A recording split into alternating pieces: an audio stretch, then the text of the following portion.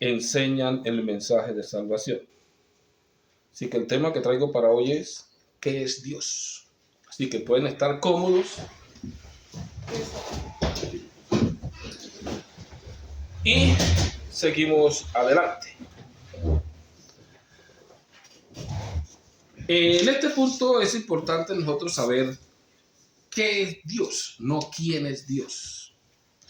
Cuando hablamos personalmente de nosotros, sabemos quién es una persona cuando le haremos el título que tiene. ¿Quién es él? Él es el abogado. ¿Quién es él? Él es el doctor. ¿Quién es él? Pero ¿qué es en realidad?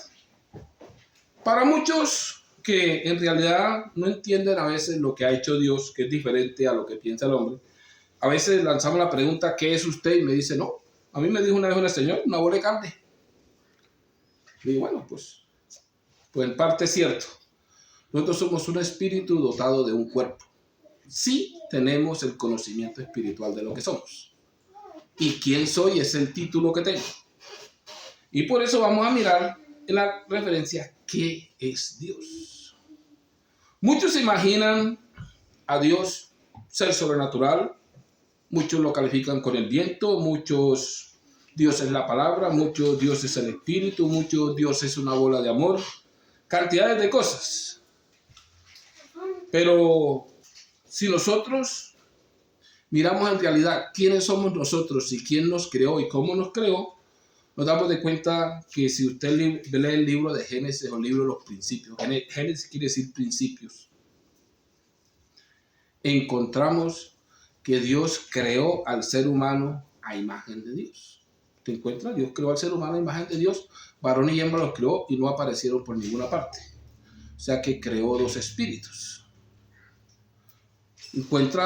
Leyendo los siguientes textos, se encuentra que Dios hizo del polvo de la tierra un cuerpo y introdujo ese espíritu en el cuerpo y quedó ese ser humano quedó un ser viviente, un alma viviente o una persona. No es que la alma sea por allá algo diferente como muchos la tienen las tradiciones. Alma es una persona con espíritu y cuerpo. O un cuerpo con espíritu, eso es lo que es un alma, una persona o un ser viviente. Entonces encontramos la semejanza que tenemos de Dios, somos espíritu. Entonces miramos, Dios es espíritu creador de todas las cosas. Cuando Dios estuvo en este planeta Tierra manifestado en carne, que es lo que se conoce su manifestación o lo que muchos llaman el Hijo o vino como hijo y se manifestó entre nosotros. Por eso el texto que les leí me ha servido a veces de mucho. Cuando muchos me dicen que son 2 o 3, yo les digo, vaya, lea San Juan 1:10. Y después me trae la respuesta. Y el problema es que dice, en el mundo estaba, el mundo por él fue hecho y el mundo no le conoció. A los suyos vino, los suyos no le recibieron, pero a los que creyeron en su nombre dio potestad o el derecho o la autoridad de hacerse hijos de él o parte de su familia. Entonces, ¿quién fue el que vino? Sino Dios, el mismo que hizo el mundo. Porque si hay alguien diferente a él, tiene que tener otro mundo. Porque ¿cómo va a estar en este si es un Dios diferente? ¿O es que un Dios hizo un mundo y el otro no fue capaz de hacer uno? Dice, en el mundo estaba y el mundo por él fue hecho. Entonces te agarra el texto y quién fue el que vino. O sea que ese espíritu se nos manifestó, se nos hizo visible en un cuerpo de carne. Y eso encontramos los textos donde Pablo escribe y dice, Dios es espíritu o Dios es luz inaccesible. Y mira, Pablo tiene la razón de escribirlo, Dios es luz inaccesible, o sea que nadie puede ver. Si le coloca la mirada puede quedar ciego como él, porque a él se le apareció en el camino y se le apareció una luz que sobrepujaba la luz del sol, o sea, sobrepasaba las luces. Y encontramos que él lo dice de esa manera porque tiene su encuentro con Dios de esa manera. Y en ese momento esa luz inaccesible que se le presentó, no le dijo yo soy Julano o soy Julano, le dijo yo soy Yahshua a quien tú persigues. En este caso, a veces que lo hablo de esta manera, hay muchos que dicen, ¿y el pastor qué le pasó? Encontramos que nos hemos acostumbrado a llamarlo Jesús en español, y siempre se lo he dicho, él nació en Israel, allá hablan hebreo y su nombre es en hebreo. Los nombres no tienen traducción, sino transliteración. Y al transliterarlo el sonido no se pierde, es el mismo. Bendito sea el nombre glorioso de Jesús. Entonces, mirando los puntos importantes, ¿qué es Dios? Él mismo en los días de su carne dio su definición, ¿qué es Él? Cuando se encuentra con la mujer samaritana o la mujer de Samaria, o una mujer en Samaria que estaba sacando agua, porque dijimos la mujer samaritana, pero es un título que le colocaron.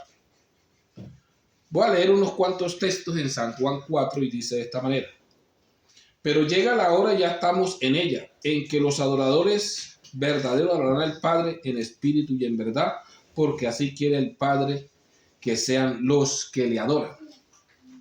Dios es espíritu, y los que adoran deben adorar en espíritu y en verdad. O sea, él mismo lo dice, ¿qué es Dios? Dios es espíritu. Aunque muchos digan, no, que Él es amor, no. Tiene sus atributos, que tiene amor, tiene misericordia, pero tiene ira. También lo mismo que cualquiera. Aunque dice que es tardo para la ira, pero el día de la ira viene. Su misericordia se extiende, su amor es incalculable. Y entonces encontramos que en realidad Dios no es amor, sino Dios es espíritu. ¿Qué es Dios y quién es Dios? El Padre o Creador de todo el universo y Señor de los que le pertenecen y de los que no le pertenecen también. Porque aunque diga la gente que yo no tengo nada que ver con Dios, todo lo que hay en el planeta le pertenece a Él. Si usted lee en Romanos, ¿qué dice? Romanos dice, el mundo fue creado por Él y para Él. No fue creado ni para ti ni para mí. Por Él y para Él. Y nosotros somos de Él. Estemos en contra de Dios o estemos a favor de Dios. Los que obedecemos tendremos un pago que Él ha prometido a los que le aman. Darles un cuerpo celestial y habitar con Él en el cielo. Y los que no, pues, como lo dice Juan, cuando empieza a anunciar o a hacer un camino para el Salvador que se acercaba o que venía atrás de Él, le dice, el aventador lo tiene en su mano. Recogerá su trigo en su era y la paja la quemará en el fuego. O sea que eso es principio y fin. Está recogiendo el trigo y un día quemará lo que no le sirve a él, aunque para mí sea valioso para muchos, si no le sirve a él, él está sacando un cultivo. Y el cultivo de él, este pueblo he creado y mis alabanzas publicará. Y si no, como el que está cultivando cualquier cultivo, si cultiva uvas, el propósito es de recoger uvas, y si no echa uva, pues tocó quitar el cultivo y quemarlo. Así esté muy bonito el planteo, pero los frutos. Y así Dios quiere frutos de nosotros. Bendito el nombre de Jesús. Hay muchos que han llegado a la teoría que la palabra es un Dios, el Espíritu es un Dios y Dios diferente. Yo he hablado con muchos que me han salido con esto y tienen el caso de Proverbios. Encontramos que el salmista Salomón el rey Salomón, escribió Proverbios y hizo contrastes. Contrastes que a unos tienen sentido, otros no tienen sentido. Él hizo contrastes sobre los árboles, sobre las aves. Y le decía yo, pero decía que la sabiduría existe antes de Dios. Dice, ¿y eso es cierto como está escrito? O como lo interpretó el hombre, ¿qué estaba queriendo decir? Dijo, para mí eso es cierto lo que escribió Salomón. Entonces es cierto que los árboles hablan. Es cierto que las aves hablan. Es cierto cantidades de cosas, los contrastes que tiene que son fábulas. Pero encontramos, si lo llevamos a la definición correcta, si el espíritu es un Dios, entonces Dios no tiene espíritu. Si la palabra es un Dios, Dios es mudo. Y si la sabiduría es un Dios diferente, entonces Dios ni tiene palabra, ni es sabio, ni tiene espíritu. No sé lo que el Dios que tengas tú, el normal, el de otro, porque si en eso está eso, entonces no hay alguien más.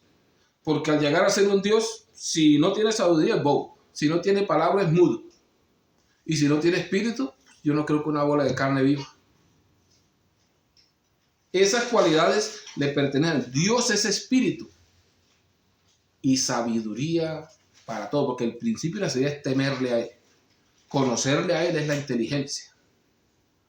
Entonces, si vieron, Dios es espíritu y tiene sabiduría, y esa sabiduría se expresa por sus palabras.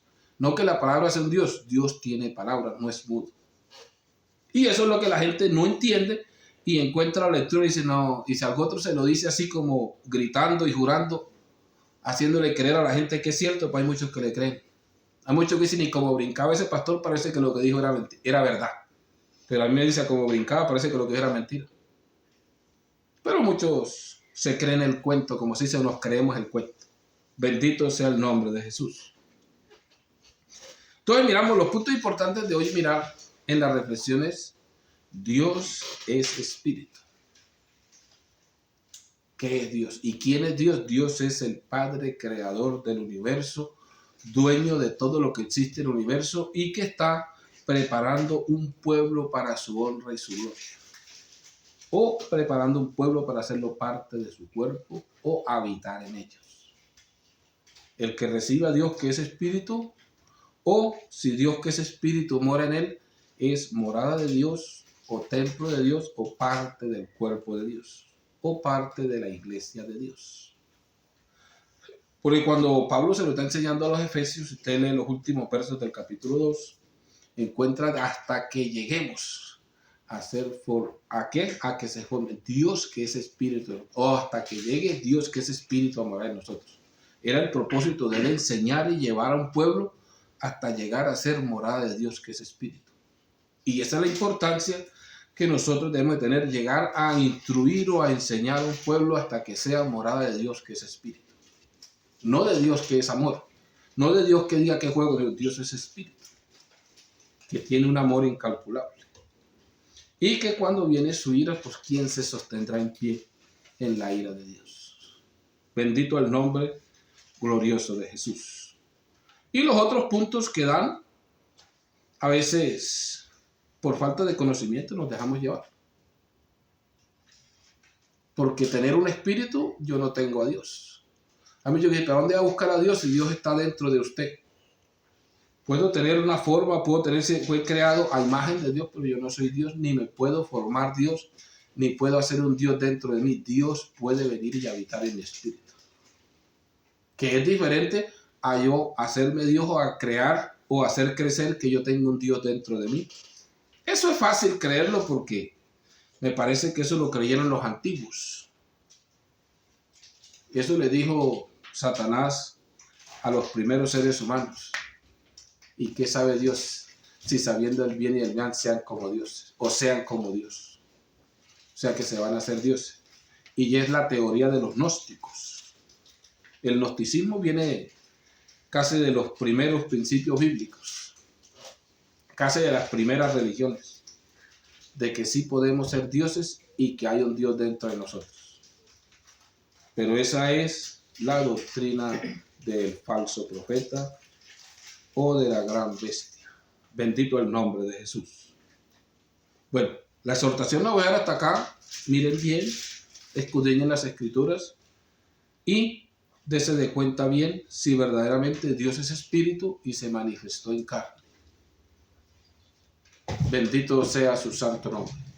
Y pasamos ahora a la sesión de preguntas y respuestas. Así que el que tenga su pregunta